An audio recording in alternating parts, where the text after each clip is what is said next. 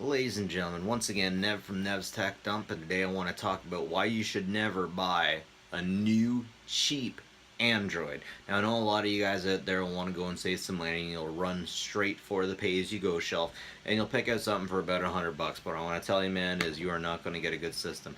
You're not going to get longevity out of it. You're not going to have a good time with it. It is going to piss you off. All Androids will piss their user off. I'm not saying Apple never pisses people off, but there is something called Android rage that is a very real thing when things don't work out for you because you think the stuff's going to work out as well as an Apple or as well as a PC.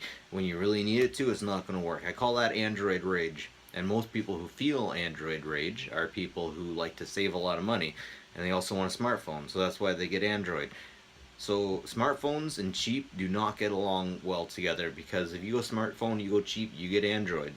And if you get smartphone, cheap, Android, you are going to get ticked off. And let me tell you, I know a lot of people out there that would rather have smaller phones that they change regularly. You know, maybe that's good if you break phones a lot. But if you want a good, reliable unit that you're going to be able to play apps on, that you're going to be able to do this, that, and the other thing with, I wholeheartedly recommend going on eBay and getting a used something good, something that was good 3-4 years ago, because it'll still be relatively good today, and you'll be able to do a lot more with it than you'd be able to do with a $100 Android that you get off the pay-as-you-go shelf at Walmart.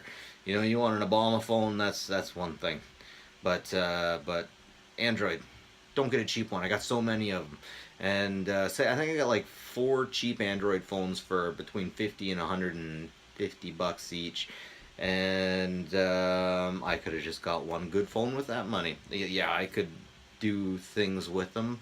I could do multiple things with them. They kind of work like nanos that way. This technology that works together, that strings together. And it was a little bit fun back in the day, but these days I really wish I had gotten like a Galaxy 2. I would have saved a lot of time, a lot of money, a lot of heartache, a lot of headache. Again, I love all this stuff, but if it has to work, it has to be Apple, or it has to be a good Android, something that costs a little bit of coin. A good Android, because even Apple, if you made an Apple for $100, you'd have problems with it. That's why Apple doesn't make them for $100. They make them for so much more.